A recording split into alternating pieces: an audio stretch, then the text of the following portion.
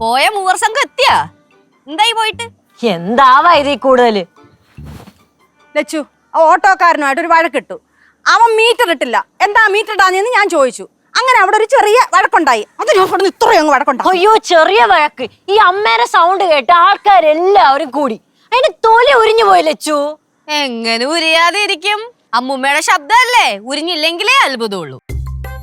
അമ്മൂമ്മയുടെ സൗണ്ട് ഉണ്ടല്ലോ, ശരിക്കും ഒരു സൗണ്ട് പൊല്യൂഷൻ ഉണ്ടാക്കുന്നുണ്ട്. അമ്മ മാത്രമല്ല, ഈ കനകേച്ചുണ്ടല്ല, നാട് റോഡിൽ കിടന്ന് കോളിംഗ് ബെൽ അടിക്കണ പോലെയാണ് കിടന്ന് ചിരിക്കണം. എങ്ങനെ നാണക്കേട് വരണം എന്നറിയാമോ? கௌரி சொன்ன ஒரு காமெடிக்கு சிரிச்சதா இவ்வளோ பெரிய பிரச்சனையா அவ சொல்றா. ചേച്ചി, നമുക്ക് അമ്മൂമ്മേ നൈസിലങ്ങ് പാക്ക് ചെയ്തല്ല പടവലത്തോട്ട്. ഞാൻ അതല്ല ചിന്തിക്കണ, ഈ കനകേച്ചടി ഈ ചിരി കൊണ്ട് ഞാൻ എങ്ങനെ റെസ്റ്റോറന്റ് നടത്തുമോ എന്തോ. ചിരി കൊണ്ടാണോ ഹോട്ടൽ നടത്തുന്നത്? പാറു, നിന്റെ അടുത്ത് ഞാൻ വല്ല അഭിപ്രായം ചോദിച്ചാ? ഇല്ലല്ല, ചോദിച്ചാ മാത്രം പറഞ്ഞാ മതി കേട്ടാ. என்னோட சிரிப்பு எல்லாருக்கும் பிடிக்கும். சின்ன வயசுல இருந்தே என்னோட அப்பா சொல்லுவாரு என்னோட சிரிப்பு ரொம்ப அழகுன்னு. മധുരയിലെ കൂടെ എല്ലാരും ചൊല്ലും എന്നോട് സിരിപ്പ് വന്ന് എനർജി ബൂസ്റ്റർ മാറിയെന്ന്. അവരൊക്കെ കളിയാക്കാൻ പറഞ്ഞെന്നുള്ള കാര്യം ഇപ്പോഴും പാവത്തിന് മനസ്സിലായിട്ടില്ല കേട്ടോ. ഒരു കാര്യം ചെയ്യാൻ ആൻറ്റി തിരിച്ച് മധുരയ്ക്ക് തന്നെ പോകുന്നത് അടച്ചും ചിരി, അതപ്പോൾ നല്ലതായിരിക്കും. ഞാൻ എന്തായാലും ഒരു കാര്യം പറയാം. നിങ്ങളെ രണ്ടുപേരുടെ ഈ സ്വഭാവം കൺട്രോൾ ചെയ്തില്ലെങ്കിൽ എന്റെ വായിരിക്കണം നിങ്ങൾ കേൾക്കും. പാവമായി നല്ലോണം നാണം കെട്ടിട്ടുണ്ടാവും. സ്വാഭാവികം. അമ്മൂമ്മ ഉപദേശിക്കാന്ന് വിചാരിക്കരുത്. കുഞ്ഞിലേ തൊട്ട് പറയണമെന്ന് വിചാരിച്ചതാ. പക്ഷെ അമ്മൂമ്മ എൻ്റെ അമ്മൂമ്മയായിപ്പോയി. അതുകൊണ്ടാ. അമ്മൂമ്മയുടെ ശബ്ദം ഒന്ന് ശ്രദ്ധിക്കുന്നത് വളരെ നല്ലതായിരിക്കും. അതുപോലെ തന്നെ ആൻറ്റിയുടെ ചിരി ഒന്ന് കൺട്രോൾ ചെയ്യാൻ നോക്ക്.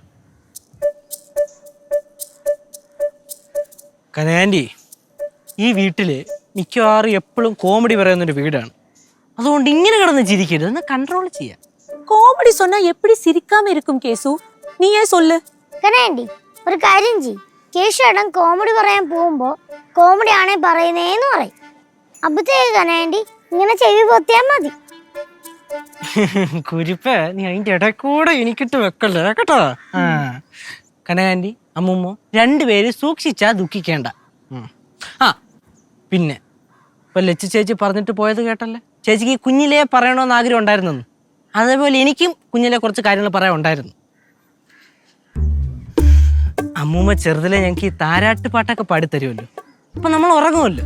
അത് ഈ താരാട്ട് പാട്ട് കേട്ട് ഉറങ്ങണതല്ല, പിന്നെ അമ്മൂമ്മയുടെ ഈ സൗണ്ട് കേട്ടിട്ട് തല ഇറങ്ങി കിടന്ന് ഉറങ്ങി പോണേയാണ്, ബോധം കിട്ടു പോണേയാണ്. ഇപ്പൊ ഒരു ആശ്വാസം. കനകം, എന്റെ ശബ്ദം അത്ര മോശമാണോ? எனக்கு அப்படி தோணவே இல்லம்மா. அம்மா, என்னோட சிரிப்பு காலிங் பெல் மாதிரியா? എനിക്ക് അങ്ങനെ തോന്നിയിട്ടില്ല. ஏன் அவங்கெல்லாம் இப்படி சொல்றாங்க? എനിക്ക് അറിഞ്ഞൂടാ. ഫ്ലവേഴ്സ് സ്മാർട്ട് ഷോ ശനി ഞായർ ദിവസങ്ങളിൽ രാത്രി 9:30 ഫ്ലവേഴ്സിൽ.